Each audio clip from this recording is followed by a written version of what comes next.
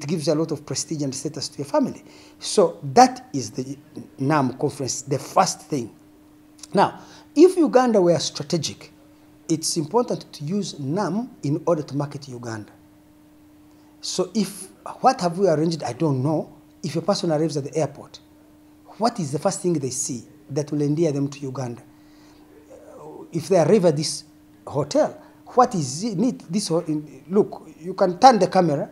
So this is a beautiful suite. It's a presidential suite in Munyonyo. I think one of the best you can find in Africa. So what is it in this hotel that endears me to Uganda that will make me, I came for a conference that will bring me for something else. Maybe to come and visit gorillas, maybe to come and visit mountains and rivers and valleys and hills and plateaus. So that is the challenge of Uganda, because it gives you what we call international visibility. How you exploit the conference to create business opportunities for your private sector and for your tourism industry is another thing. To be honest with you, I think that Uganda will lose a very big opportunity. I'm in this hotel. I don't see anything that I can look through, whether on television or a coffee table book, that makes me sit and go through and say, well, when I come back, I must go visit gorillas. When I come back, I must go and visit this resort or this great lake or this river or this escarpment or this waterfalls or this. That is where my disappointment is. That we have these great conferences. They're going to bring a lot of attention to Uganda, but we haven't done much to retain or to capture the attention of conference visitors to become visitors for other things that we have to sell. Because Uganda is a highly endowed and gifted country by nature. We have the largest, you should interview a guy called Amos Wekesa. He'll tell you the attributes of Ugandan tourism, whether it's our national parks, whether it is our natural attributes like waterfalls, like lakes, like rivers. Like you come to my village in Fort Portal, Kanyandahi, you have 50 crater lakes in one area. People are amazed by that. Where is the store of those crater lakes? So that we have more visitors to Kanyandahi. Murchison Falls is one of the biggest falls in Africa, other than Victoria Falls in Zimbabwe, Zambia. Where is that story? How are we going? We have 3 weeks. So I feel like we haven't invested much in selling our country to these visitors. And that is where the problem is. I don't see those things, and because I don't see those things, I am a bit disappointed that we haven't prepared well enough to profit optimally from these conferences. If you look at the infrastructure in Kampala to drive visitors from the airport to Kampala, because we can't host more than 4 or 5 presidents here, we have 59 presidential suites. But remember that if you put a president in one suite, if they have a delegation, they will take maybe 6, 7 others. So maximum, maybe here we can host, let me say, 10 presidents. So most presidents will be staying in Kampala. But driving them from Kampala to here, if you know Uganda's crater lakes, potholes, okay, crater lakes in the middle of a road, potholes, valleys and gullies, the garbage on the streets, the disorganization of Kampala is embarrassing. It's embarrassing, really. So, one, I think that we're doing things last minute. We need to make our city a livable city for Ugandans. We don't need to build roads for visitors. When visitors come, we can add on the beautification and the organization. But by and large, we need to treat Kampala city as a strategic area of beautification and investment for Ugandans to live well and for foreigners to get the first impression of the country. You know, remember, the first impression is what lasts most. If I enter Kampala, I drive from the airport on the expressway. It's beautiful. I get on the northern bypass, I begin meeting a disaster. When I get off at Kawempe, Paise, off the bypass to go to Serena and Sheraton, I encounter disaster, potholes, garbage, dust, everything strewn all over the place. This is a continuous garbage dump. That's what happens. And by the time I reach Serena, my first impression of this country is a country going backward. This country has had 40 years of sustained economic growth. It's, I think, the 11th fastest growing economy in the world in the last 38 years since Museveni came to power. Brilliant achievement. And you can go and see the private investments of this country, like this resort, buildings piercing the sky all over Kampala. But when you look down on the infrastructure, what the government is supposed to do, it's embarrassing, it's shameful, it's inexcusable.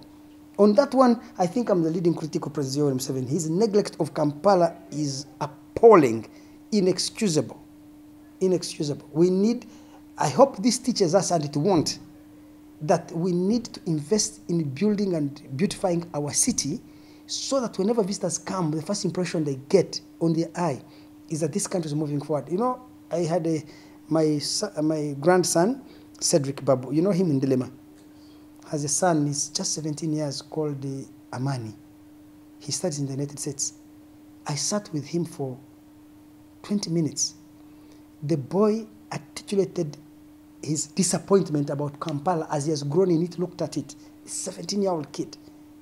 I just felt so embarrassed as a Ugandan, as a kind of father figure to him, because the kid is able to see the failure of Uganda, and he had been to Nairobi and Kigali and seen how welcoming the city is and how Kenyans and Rwandans are trying to build their cities to be the first impression they give visitors.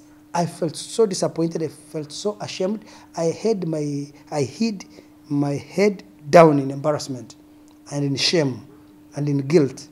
Whether an alternative capital city of Uganda is built or not is almost irrelevant to the issues I am raising.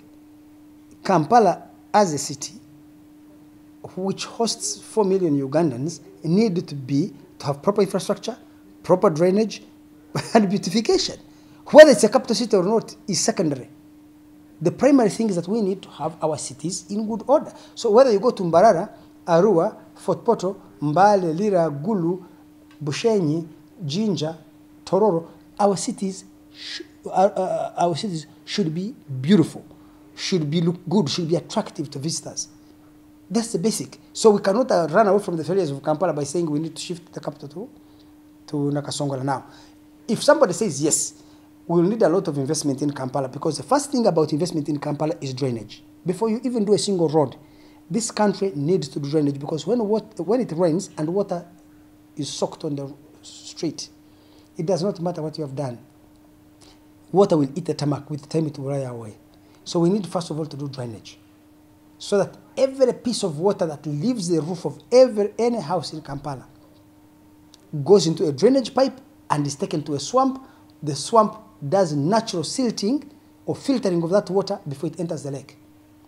If you divert direct rainwater, it has passed the street, it has picked soot, oil, and all the toxins on the street, which people have thrown there as they drove their cars and stuff like that, and you throw it into the lake, you're going to pollute the lake. You will kill the flora and fauna in the lake, fish, for example.